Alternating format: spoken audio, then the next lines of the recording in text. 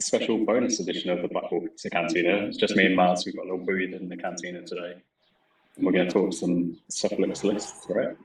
Yeah. So after getting all excited for an hour about dark operations, I thought we'd actually go through a few lists. I've built a list for each caster at 100 points.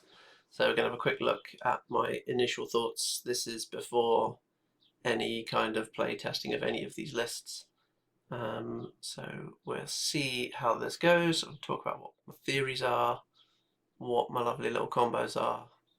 And you've had like 4 days now, so you must be perfected all these lists by now. I bet you've written about 400 of them.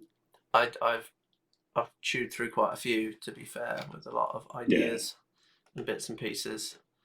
And I've never played against or seen dark operations on the table in any edition, so I'm going to be providing sort of newbie questions, asking you why you've gone through what thought processes and that kind of thing, hopefully.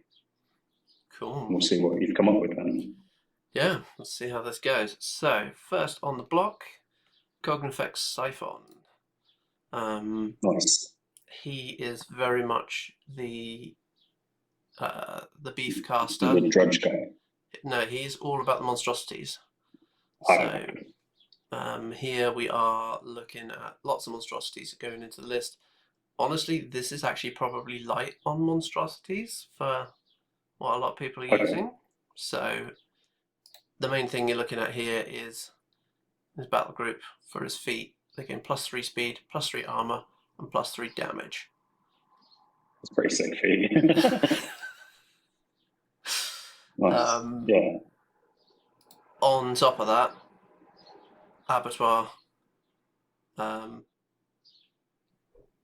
for 2 points. All of his monstrosities get to make an attack. Yeah, that's a great 12. Yeah, it's gross. It's the melee broadsides, isn't it? Yeah. And then Gallows for pulling people in, and Psychosurgery for keeping things alive, and a really loud motorbike is going past, but it is too hot to close the window. Yeah, I just had loud cars too. And then Relentless Charge on them. So, you're going to be wanting to put that up on the turn you use your feet. Then your speed 8 monstrosities also got defensive formation, so they get the +2 armor and can't be knocked down. And that's what Athena de Burrow has, isn't it? So yeah, that's nice. Lots of monstrosities to capitalize on this. Now, I have gone for the subtle 6 monstrosities. Sadly, it's a bit of a Kador playstyle, isn't it? We don't have any lights. Yeah. Well, there's no lights at all in the list, so we don't worry about that. We're running a nice selection of them. Honestly, I like to pair a Wrecker and a Subduer. Subduer basically reaches out, grabs someone, pulls them in. So you got the net launcher. So you got the range 8. So with your speed 8, you got a 16-inch threat on that. Get someone over to you. Yeah. They're then lying down at your feet. You then slap them silly with the heavy blade. It's pretty good. You've then got a Wrecker stood nearby, gaining the bonus armor and things from the defensive formation. To then, if for some reason the Subduer hasn't killed whatever it is you pulled over, it's probably done under a Wrecker. Now, feet turn, that's power 21, and then never leave home without an agitator, and instigate, that's now power 23. It's pretty much done for something. The Suffix, like in the background, they're like everywhere, aren't they? Like under all the other Iron Kingdoms and tunnels and stuff. Yeah, they're all underground, coming up, taking people, disappearing. Just listening to you guys on the last episode and having a little bit of read through, there's loads of rules there from like Scorn and Menor.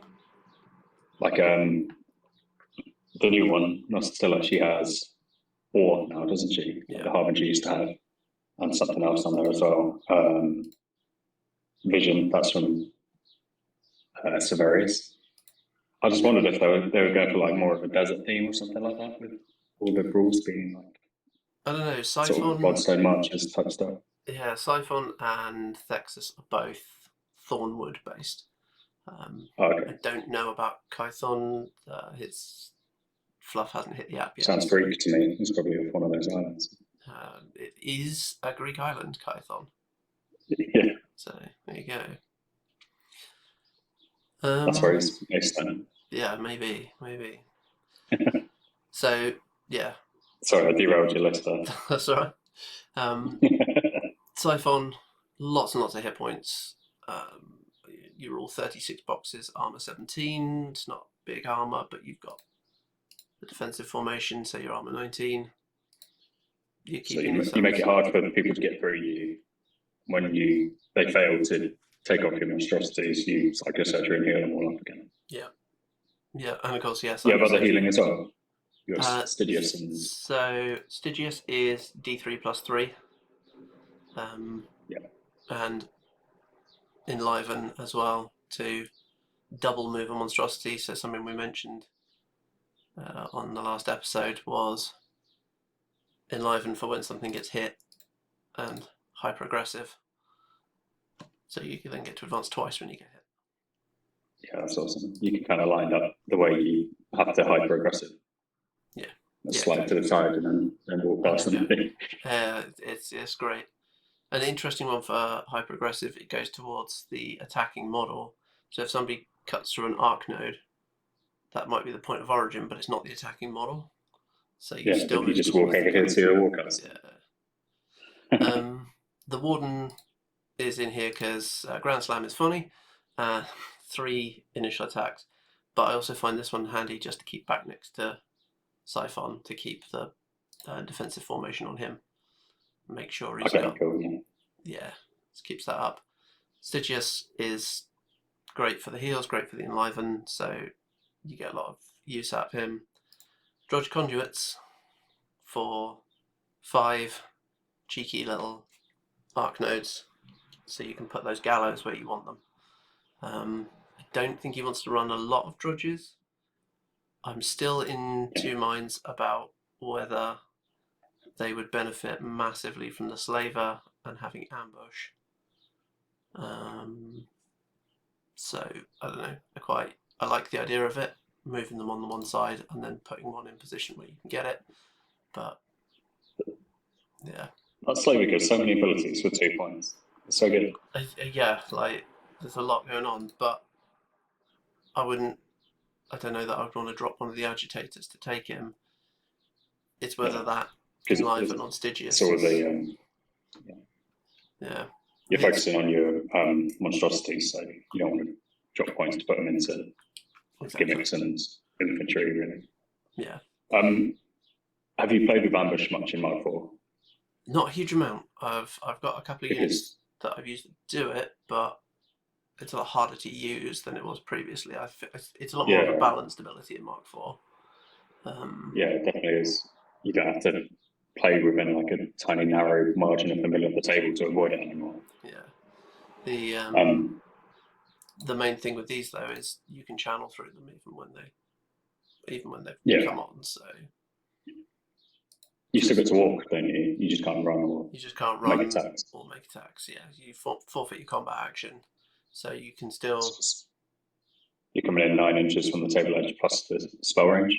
Plus the spell range, which is 10. The only thing, obviously, with gallows is you want it to be pushed. It comes directly towards the point of origin.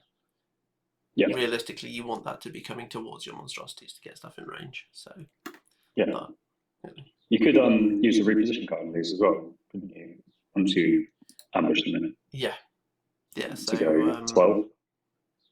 So yeah, basically, and make sure you're getting them in range, and you can then, in theory, spread them out.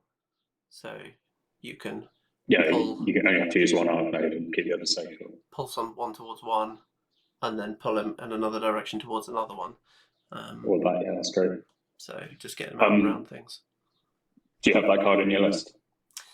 It's actually not. To be fair, I didn't change the cards on this list yet. So, Okay. Would you put it in for that reason? Or? But I think that's a good way of using it. Yeah, hit and run would be a handy one for those, making sure you're ambushing and landing exactly where you need to. Yeah, a nice piece of ambush tech I've been using with grave diggers is dropping the ammo crate, and you get an extra 2-inch range when you're shooting on the commandos. I've been chatting with Marcel a bit about that. It's a handy one. So, yeah, anything that you get to just get a few extra inches on your ambush at the moment is to catch people off guard, I think. Yeah. And then I've dropped Nostilla and Aberration in mostly because I wanted to put another big monstrosity in. And yeah, the biggest monstrosity. The biggest monstrosity in the list. It's actually not, is it? There's an Orgoth one. Well, there is the Gargast, yeah, which I don't see us getting our hands on as Dark Operations. Yeah. Maybe we'll do a narrative event where I can run a Gargast under Siphon. That's the sort of things I do when I was playing games at home. Yeah. Just, I don't know, like mix my 3 and 4 and stuff, and just like have strap up with direwolves or stuff like that. I don't know. Yeah. I'll play into like that if you want to play a Gargast for the off chance. Yeah. Yeah, I'd have to go and buy one, and I don't have an Orgoth army, so it's not happening anytime soon. Yeah, there's not a lot of spells in here that are directly affecting Aberration. You're not really doing a lot for Aberration. Obviously, you're running 3 Agitators and Stygius, which do all help Aberration. So this is more I really like these two, and I wanted to put them in some lists. So, and I think, more meat on the table. The only thing here is he has telemetry, doesn't he? The Malfasser, I mean. The Malfasser, or is it Aberration? Sorry. The Which one of those is it? got telemetry. Oh, okay. Yeah, which not massively useful in this list. The only thing you can do with this is obviously it's shield guard. Okay. So you can stand this near Siphon, hold it back a little bit, and then put Enliven on this, and then when somebody shoots at Siphon, shield guard it onto this, and then suddenly put this 10 inches up the board and drop that mage static down. So I think any time I'm taking... Stygius and is it Zyphus, the other healer? Yeah. They can both heal Aberration, can't they? Yes. But Siphon can't with Psychosurgery? Yeah, Psychosurgery can't because that's battle group only. It's battle group. Yeah. But with Impervious Smash, I feel like that's going to be really horrible if you just keep topping it back out. Yeah, like getting through 36 boxes with, okay, it's only armor 17 because he doesn't get the defensive bonus.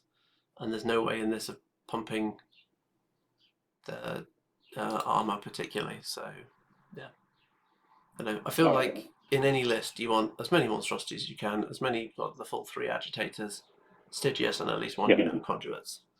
Yeah, it sounds solid. Yeah, if I was dropping down to 75 points, it would be Nostilla that would go, and then I'd potentially... it would have to be the Warden to drop down, and then I'd probably just up the number of conduits and put some of the attachments on them. But yeah, that sounds. When you said about dropping, straight away I thought Nostella was going to get the chop. Yeah, I think that's the point on the list, which is not. I mean, what you could easily do with that is just drop that out and go, right, I'll have 2 more Subduers instead. Yeah. Just because it's so battle group focused, if you're reducing the points, you can't afford to have 20 points on a monstrosity that's not on his battle group. Yeah, exactly. Sadly. So, yeah, I think the Siphon list is, you're going to see lots of 5, 6, and 7 monstrosity battle groups, and I don't think that's, I had 5 in there, or 6 in there, and I don't think that was extreme.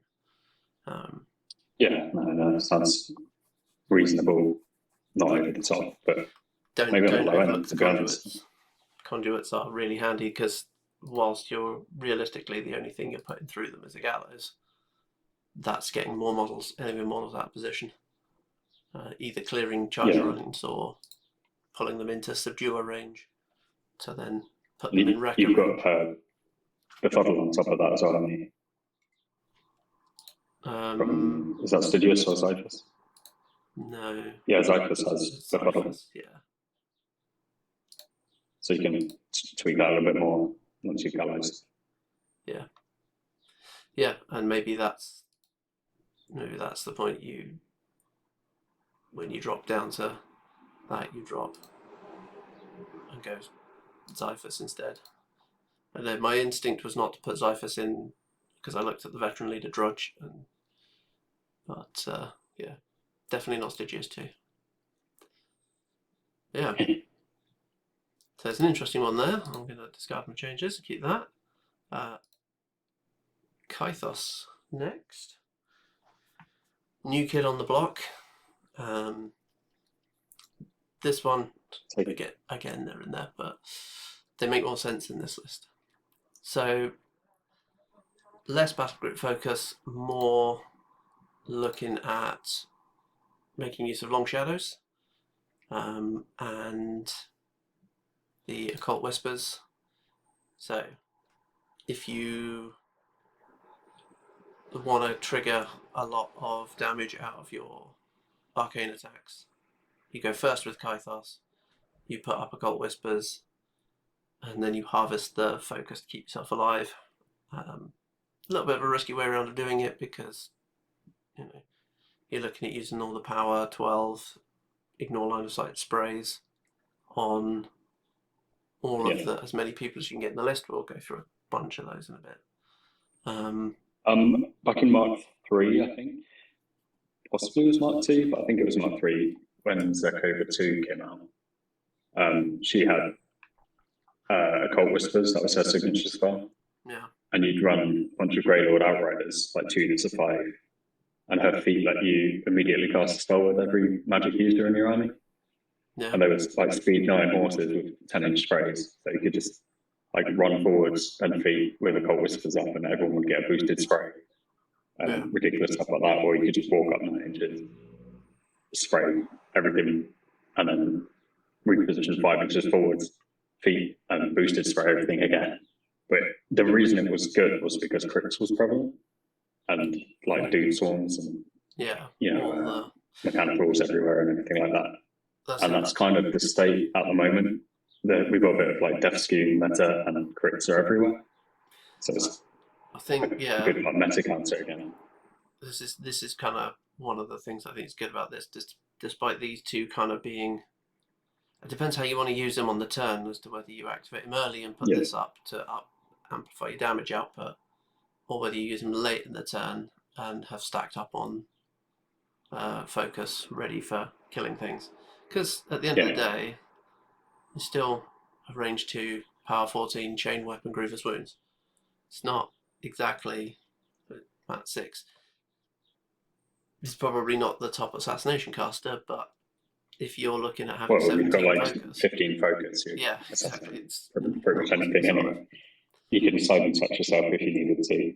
Exactly. And if you want to do it on the turn where you want to make sure you're staying alive, you do that on feet turn as well. So everyone's taking -3, so you're essentially defense 18 in melee or 20 against ranged.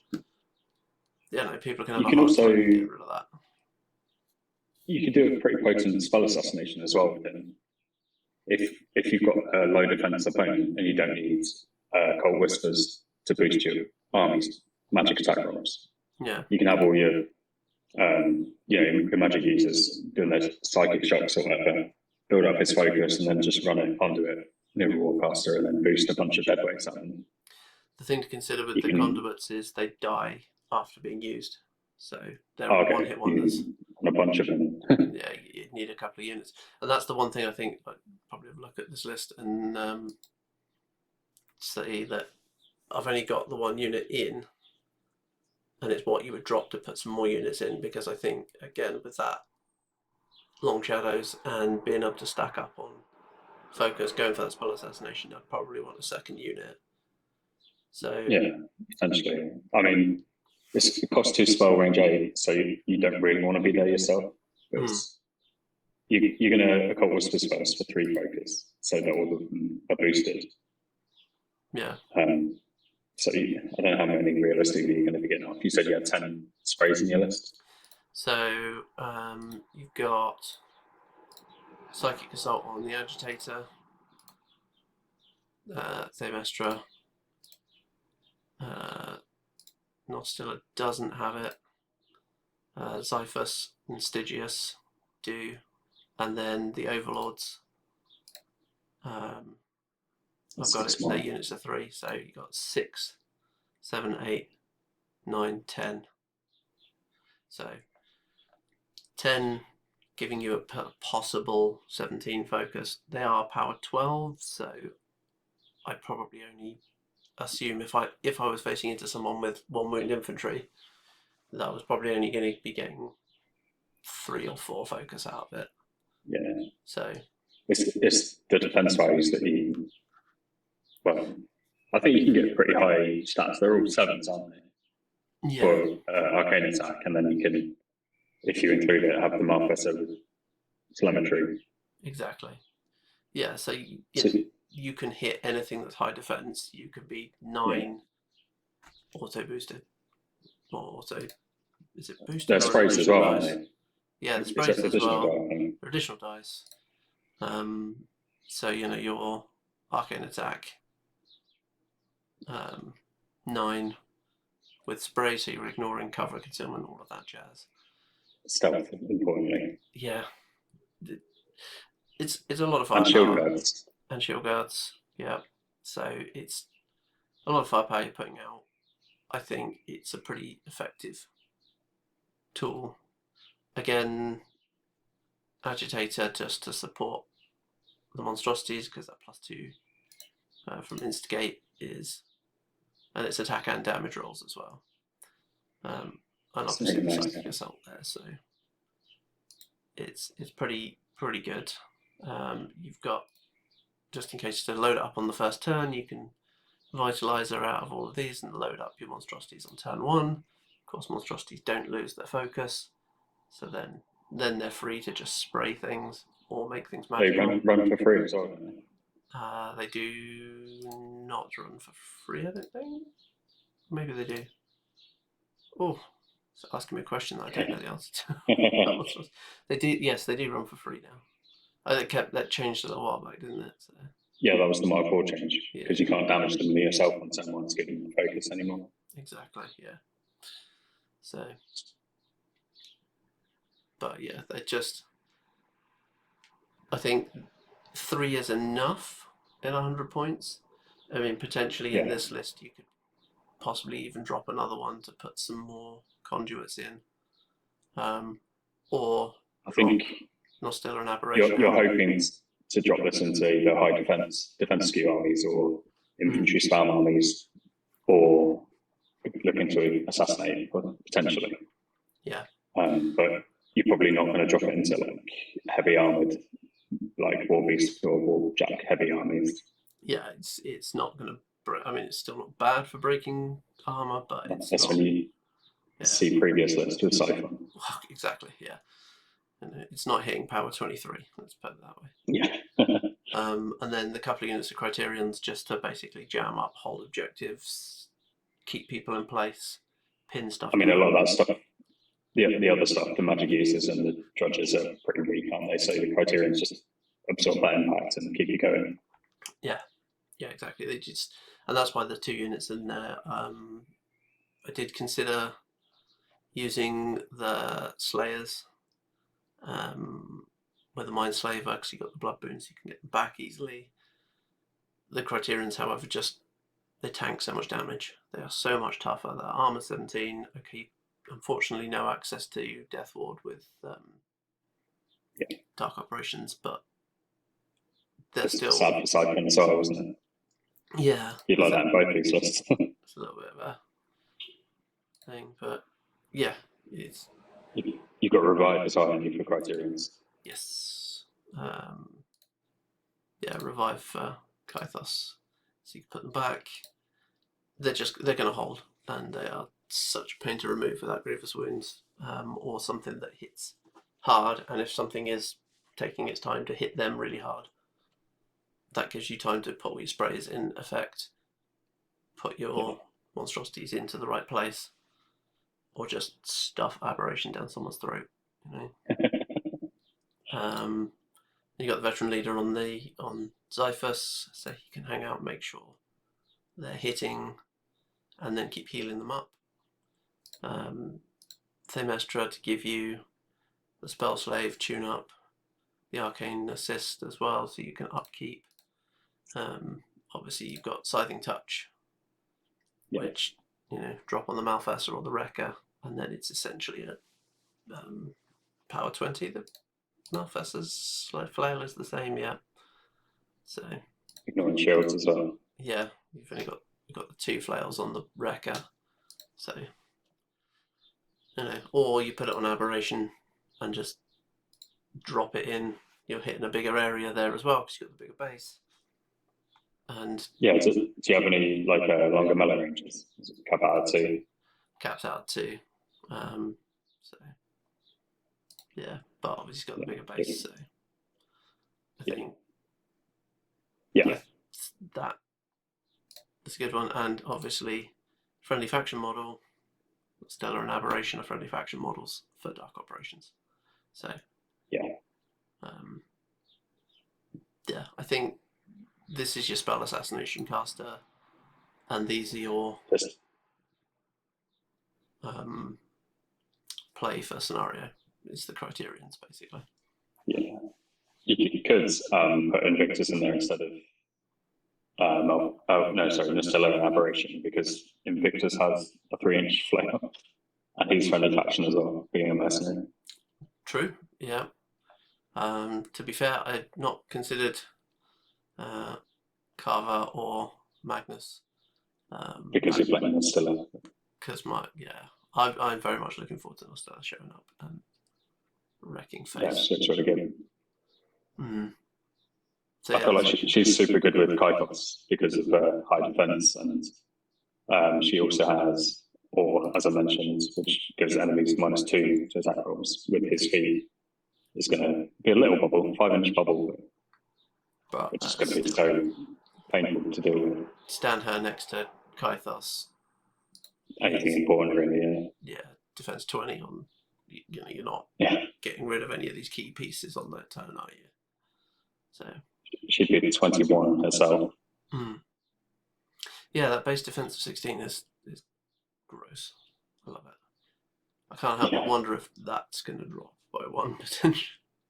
I don't know, but if anything does hit her, the armor 14 and 8 box, 10 boxes. We'll see. That's when you use vision. Yay! So and then again, you could drop out Nostella and go. Depends how much you want to lean into it, but maybe you go a 3rd unit of Overlords, and then Drudge Conduits and Slayers, and then a Mindslaver onto 1. Again, those ambushing Drudge Conduits is quite nice, especially on that turn where if you want to go for the Psychic Assault, you jump 2 units. Yeah, I feel like you can clear off like a unexpected objective or flag or something with that, because you can come quite far onto the table with them and still extend your range with the it's not called it's channeling, isn't it? Not Arcanine. Sorry. Yeah. It is channeling, yeah.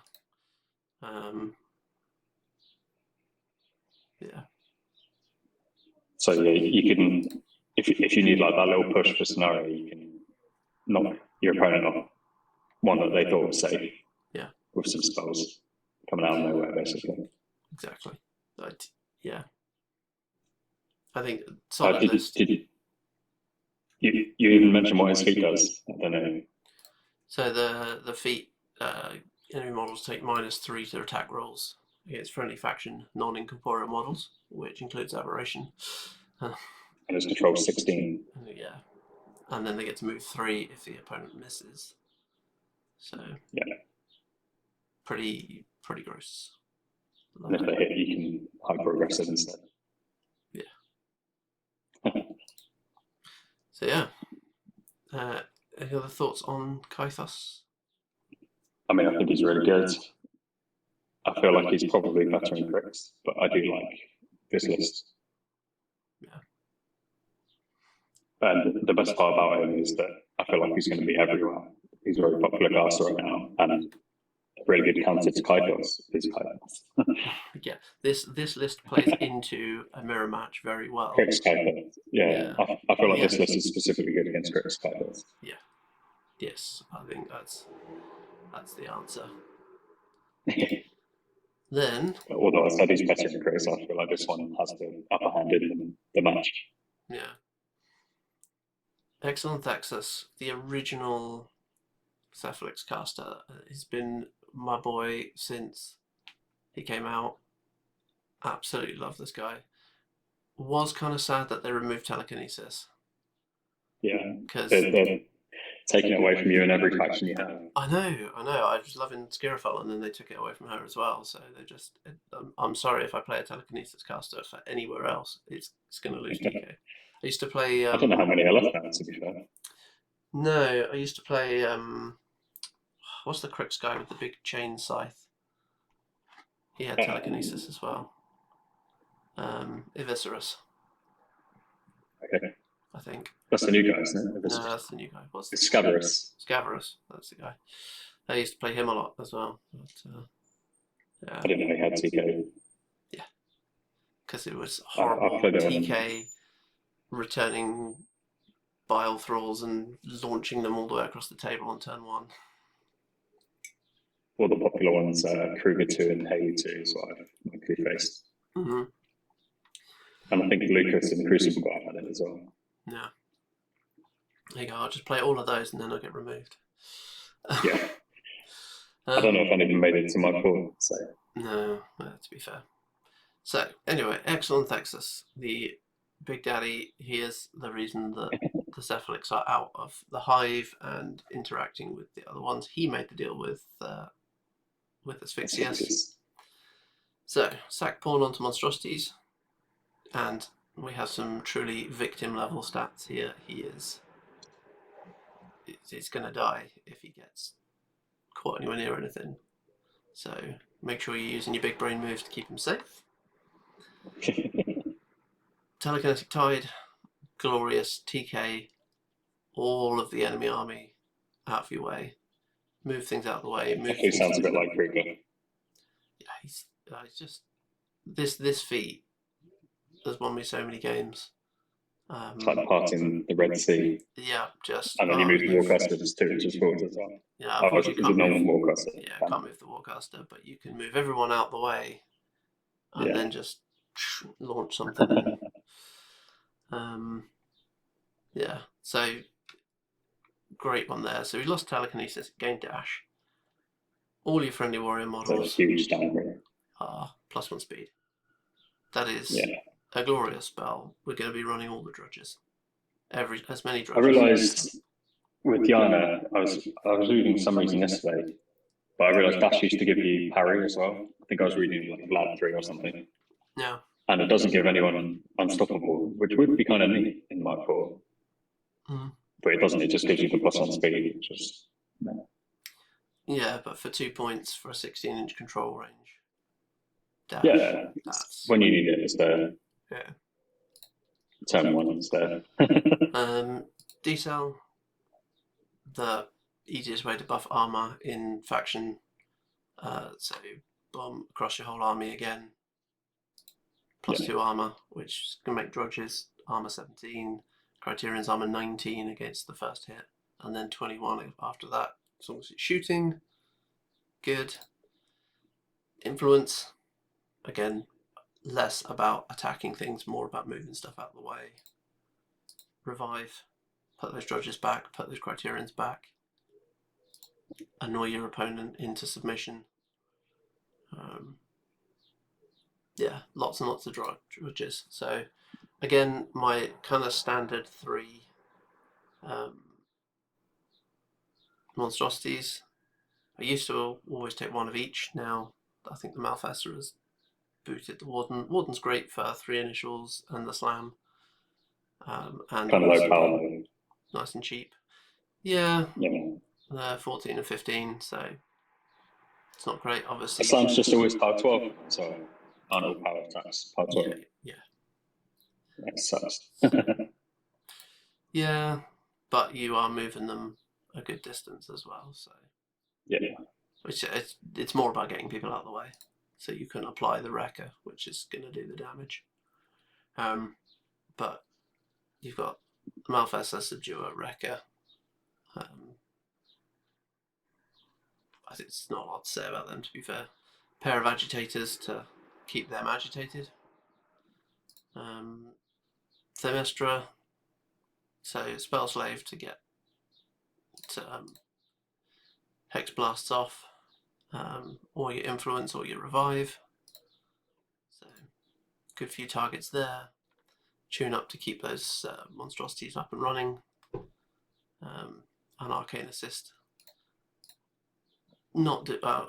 Will keep up your Crippling Grasp, but you got to get that out, which is kind of key spell, because especially you Crippling Grasp something, -2 to its armor.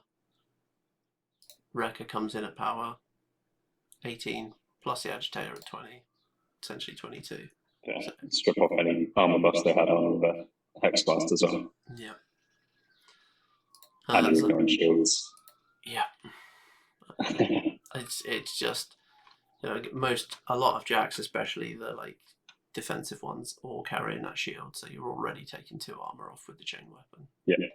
It's gross. It definitely seems like you're on the Cracker. Yeah, that's what the Wrecker does. It just punches through whatever it needs to.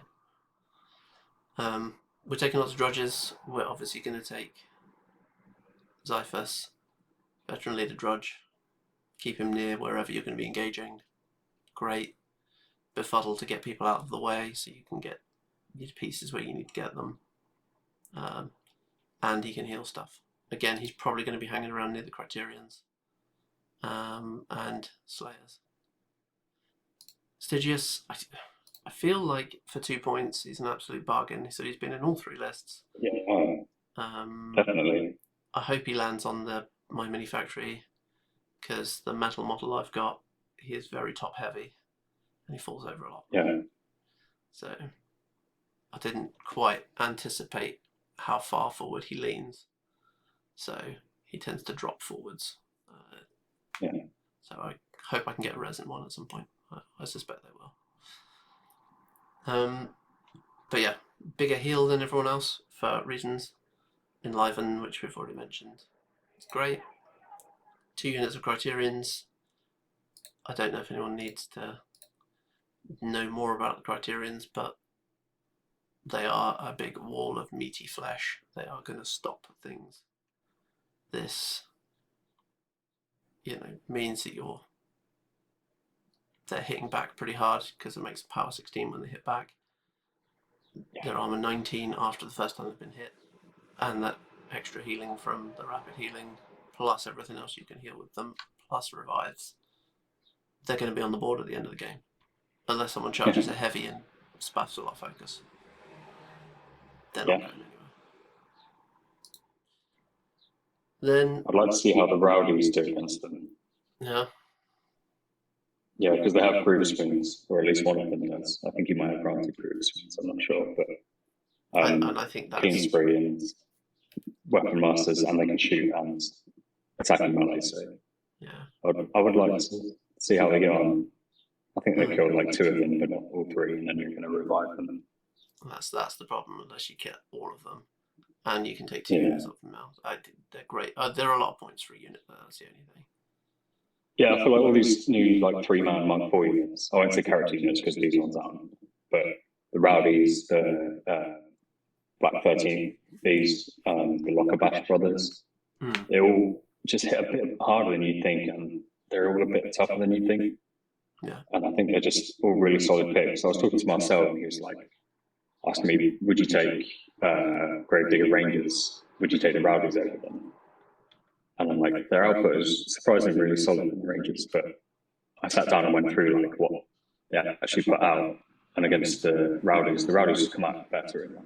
I think they're 1 point more, but they come out so much better in each, like in melee, range, not very far range with those particular ones, but like survivability, they're just a really solid unit. So these like 3-man units that are coming out.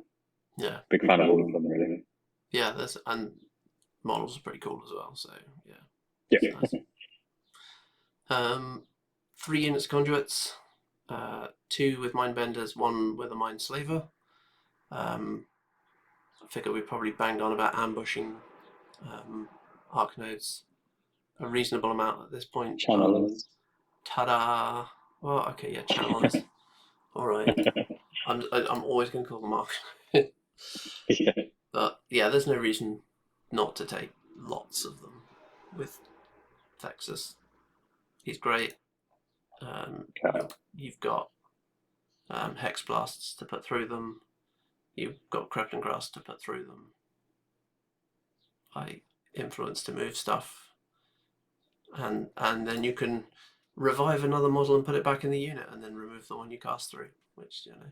Hex Blast is just on hit as well, isn't it? It's not like chasing where you have to do damage. Yeah. And it's also higher power than chasing, which is ironic. Yeah, and an AoE 3, which is great. Hex Blast is pretty good. Yeah, it's really nice fun. Yeah. And now we can ambush and put that where we want. So, yeah. They got Gang. Then, the Gang, Relentless Charge, and Bloodbound are much more useful on the Slavers, on the Slayers. But still, having Bloodbound on the Conduits means that if they then charge into something, they can put another one back. So, and then as long as they kill the things they're engaged with, you can then channel through them. So, yeah, that's nice. The Mindbenders, giving them Shield Guard, and the Mind Burst. The Mind Burst is great for clearing out lots of little units that get in the way. Just is that to blow themselves up or something? Yeah, so enemy models within 2 inches take an unboostable power 12 magic blast damage roll, and then the grunt is removed from play. And now you can. Power 12 is pretty high for the blast auto hitting.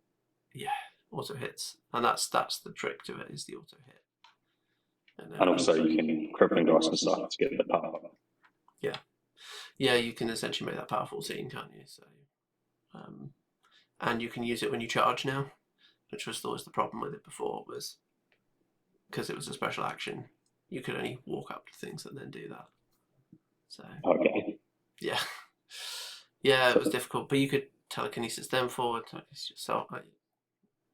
Now you can make Slayers mechanical tools and blow tools. Basically. And then the Slayers going in, so I put them with the Mind Slaver.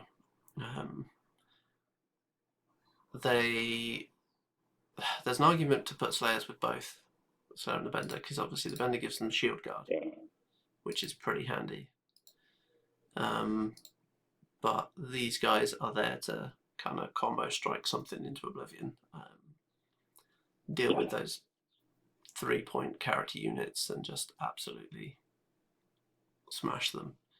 You're essentially power 14 on this. You're with charge, hopefully. Yeah. While you're only mat 5, you've got Xiphus to make you mat 6.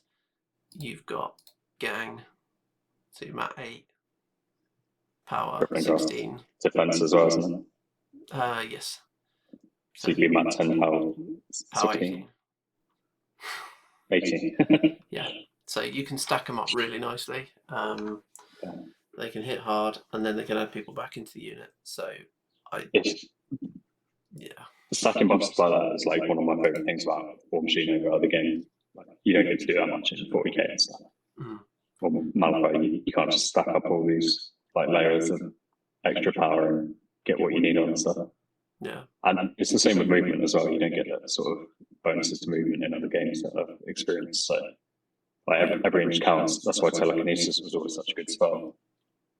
That's it. And there's no random charge distances and things in this, so you don't lose the game because you rolled poorly for your charge, and that's it. Yeah.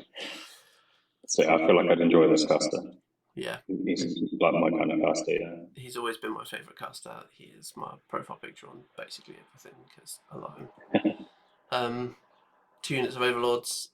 They are in there as much for Vitalizer, so you don't have to bother allocating to the monstrosities. Sigil of Power to give you access to magic weapons as well, because that is handy. It means you don't have to take Blessing of the Gods. You can give it to wherever you need. Yeah, that's true. And that's the magical part. Yeah. Wants to be casting dash and deceleration most turns. So that's 5 of your 8 focus. Okay, you've got 8 focus, which is good. Yeah, luckily. But that only leaves you with 3 if you're casting both of them. Obviously, once you're hitting combat, you can stop casting decel, but yeah. Yeah, you need that against shooting armies too. Yeah, it's just I feel like Mark IV has enough dangerous shooting that you want to be dropping that. Yeah. Most turns, to be honest. I've been using a lot in Gravediggers on their rack, and I have not regretted it. Yeah, especially I feel like armors are skewing a lot with them at the moment. A lot of reposition in Gravediggers. You can get back and keep shooting. Yeah, one of my favourite things is Cynthia has it. Oh, well, she has it on the rack, but she has Blood Boon on her gun, so you get to cast a 3-cost spell for 3 or free after she shoots one of your drudges. Yeah. Not that you're going to be shooting me, but that's been really nice. Yeah, there's not a lot of shooting going on. Not until we get those 50mm whatevers that are going on. Oh, yeah. Yeah. Obliterators from 40k this week. Maybe. Something like that. Command card wise, I've got a hit and run in here. Breakthrough is always handy. Drop that on the wrecker. Make sure he's not stuck somewhere, because people will charge him. He'll survive. He'll Old Faithful and all of the healing to put him back together again, and then you need to break through to get him out and get him where you need him. Because other than Telekinetic Tide, you potentially Telekinetic Tide people out of combat, whatever, but it's always handy. Lucky Penny, because you're spending 5 focus a turn to cast on this first couple of turns. Old Faithful. Yeah, you might need to boost your Crippling Grasp or X-Blast once in a while. Yeah. Or maybe want to focus left afterwards. Old Faithful, because more healing. I won't put the fires out. That was an option. Duck and Cover was potentially another option, just to make resistance to blast on one of your units' conduits to make sure they're not getting hits, and keeps the Cephalix safe for the turn, or safer for the turn, because let's face it, they're going to get blasted by AoEs. They're only armor 13. So. Yeah, that's the way I'd be looking to deal with them. And the other option is setting them on fire, hence the put the fires out to just, okay, you're not hitting those. But there's a few arguments either way. I don't know, the other option would be defences, put some walls down, stand some of these guys behind the walls so they're safer, like the Overlords and things. Do you have Pathfinder yourself? Because it can screw you sometimes. Yeah, Pathfinder. When you're the melee army, it's quite difficult sometimes. So the Drudges don't have it. Obviously the Relentless Charge from the Slavers gives it to them on the charge, but all of the Cephalix have Pathfinder. It's because they're floating. Because they're floating around. They don't. Walking is for losers. It's kind of funny that they have Pathfinder but they don't walk. Don't need paths. Yeah, where we're going, we don't need roads.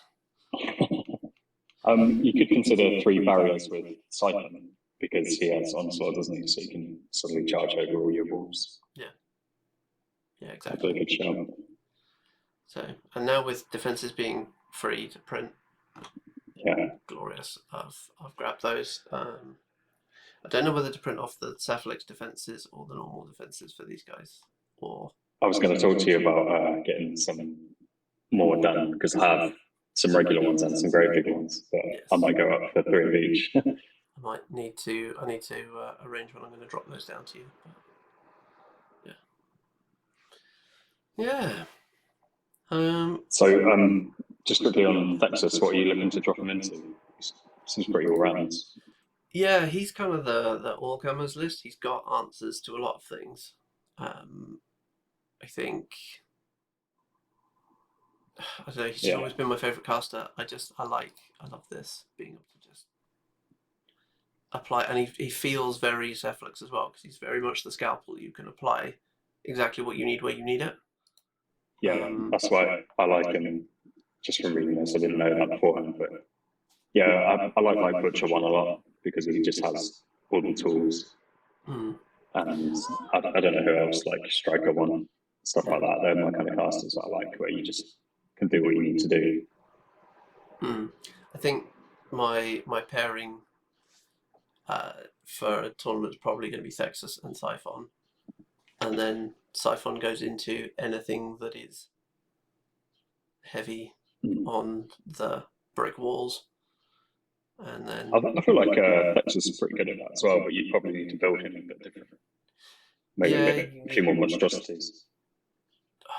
Yeah, I mean, the thing is, he's got a tool for everything you need to get it in the right place and apply it properly. Okay.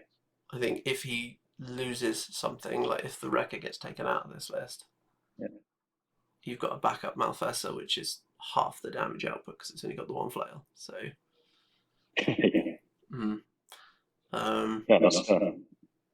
I think you could definitely build Thexus to be monstrosity heavy with these spells and stuff. But he seems more of the mixed one. He's like you said, the cover all. Yeah. I feel like if you're going to a tournament and you've got a pair, he's going to be in it, Thexus, and then you just pick between Siphon and Kythos for your own. Yeah. Which I feel like I would choose Kythos, but you're leaning towards Siphon. Yeah, I don't know. Again, I'd probably having Mark III happy memories of playing, like almost all of Mark III. I've played Thexus and Siphon. I've played hundreds of games with them both. So it's awesome. Plus all of the ridiculous painting that went on, and now I'm going to do more of it because I'm not job. So I mean, the only thing I would potentially do on this list is swap this unit out for another unit of Slayers. Just so you've got more hard-hitting stuff. Because I've got 10 arc nodes. Am I really going to need more than 10 conduits? Do you need more than 10? And that's a straight swap for. And I think the Mind Slaver is better. I think potentially a unit of Drudge Slayers that are shield guards. Yeah, either one could be a shield guard. They've got the same stats and the same costs, so exactly. I was going to say just whichever one you're not using. If you don't need 10 channelers, then you can have 5 shield guards and 5 channelers. Yeah. Well, you've got 15 channelers at the moment. I could drop it down to. Drop it down and do that. The weird thing is, I think that is worth doing. Yeah, I think that's probably. Now I'm sat here looking at this list. I think that is actually the answer. And then they go for a shield guard unit, so you've got a mix of each. And then you can do that annoying thing where if one of your criterions is near dead, you shield guard it off. So then, but yeah, cool. Any other Cephalix thoughts before we go? I mean, before looking into these, I was pretty clueless about them. I like what I'm hearing. I'm kind of interested now. Excited to play against them. I don't think I'm going to be getting into them, but they definitely sound cool and sound pretty good. You answered my question about which pair you'd be taking before I got a chance to ask it, so that's good. Do you think there's a situation where you play Siphon and Kythos? I think they would make a decent pair too. Yeah, I think so. I think, Basically play whatever you want. especially if you're finding like your local meta is high defense, like you said, this is the answer. Yeah, like Kythos answers that, and then either Texas or Siphon answers that. I guess Texas kind of answers hitting as well. Yeah, Texas, because he's got crippling grasp. It does whatever you want. He's only getting one unit, and which is why he's more a scalpel.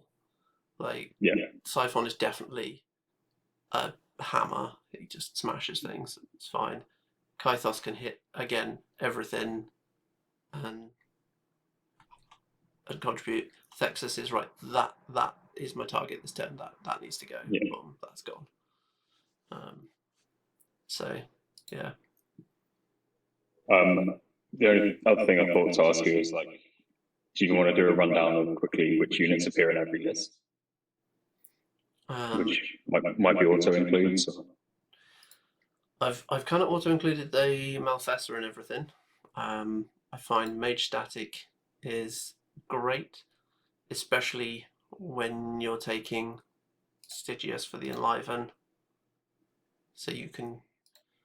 The only thing you've got to consider is you've not got a lot of ways to buff that armor 17. So if you banzai him from 10 inches up the board, your opponent's just going to remove him from the table. So you've got to make sure that you're, that turn where your opponent has gone, right, I've activated 75% of my army, I'm now going to activate my caster, or my caster's up next. They've not got a lot left. That's when that triggers, and from up the table, put the Mage Static on. Suddenly that's now applying when they weren't expecting it, and you've screwed with their plan. And the fact that he's got Shield Guard means that you will get to choose when that happens, because you just keep the Shield Guard until they shoot at something near him, and then go, all right, now the Malfesser goes. Now we're off. There's a thing that I learned with Wintercore as well, where with Valeri specifically, he's got a battle plan that gives out Shield Guard. You can basically shift damage around and make sure it lands where you want it, or where it does the least. Like, people have like sniper shots, you can just save a grudge and take a point on your monstrosity.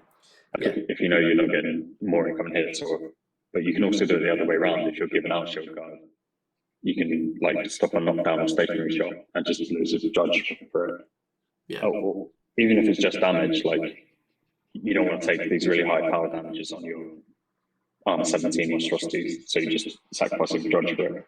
And you can just move stuff around to where your opponent, like, they're putting out the same amount of firepower, but you're putting it where they get the least effect.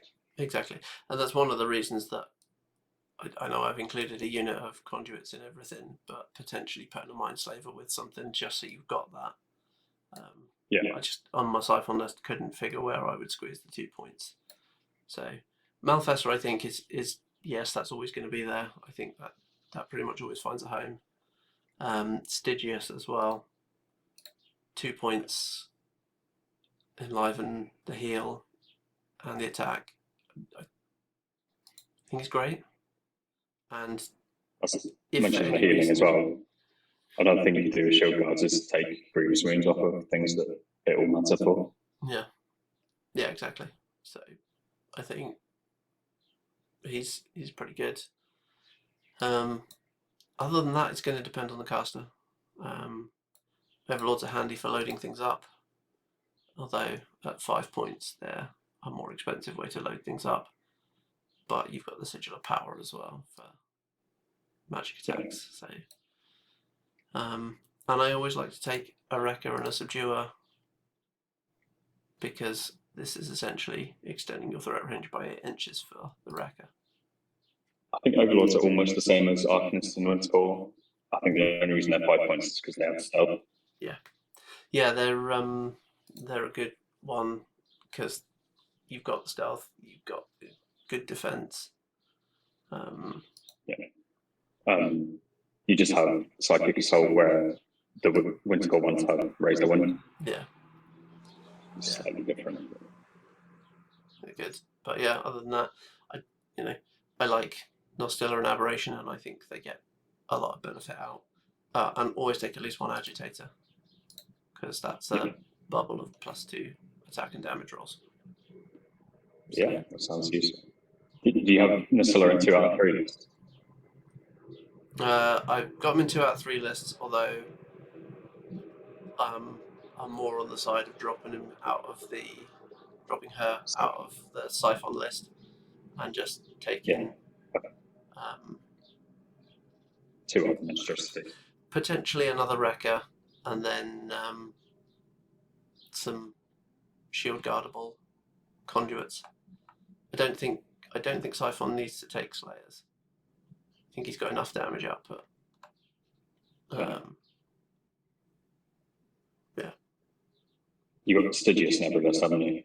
Stygius is in every list because for 2 points. Yeah. Why wouldn't you? Yeah, it's just that Enliven combined with Hyper Aggressive. It's just great. Are there any things that you don't want to see across the table with any of these lists? Do you feel like they have a weakness as a faction? I don't. It's quite a hard question until you've played everything. Yeah, I've not played some factions at all in Mark IV yet. So I don't know. I think Siphon is going to struggle a bit more against high defense. But even then, you're still mat 8 on them because you're going to be putting the instigators out on your monstrosities. So monstrosities are mat 8 essentially. I don't think they're going to struggle too much. You've got to be pushing that defense pretty high to stop them. They can boost at the end of the day as well. So. And they can boost, yeah. So you can reliably hit defense 18. So someone's really got to be pushing that defense. Maybe like Mazz entry spam with high defense is not what he wants to see, but Pythos would love to see that. So. But even then, you've got easy access to Thresher. So I don't know. And as long as you're taking Overlords, you've got access to magical weapons, because that was something that they did used to struggle with. So the only thing you've got an issue with is opponents that can just shoot you off the table really quickly. I was thinking, as playing mainly Gravediggers at the moment, that there's not too much that's too scary for me. I feel like the monstrosities are going to go down pretty quick against Gravediggers, but maybe the Drudges and stuff will do a lot more. Their armor 20 under Thexus with D-Cell up, or Siphon, their armor 19 with his defensive thing. So,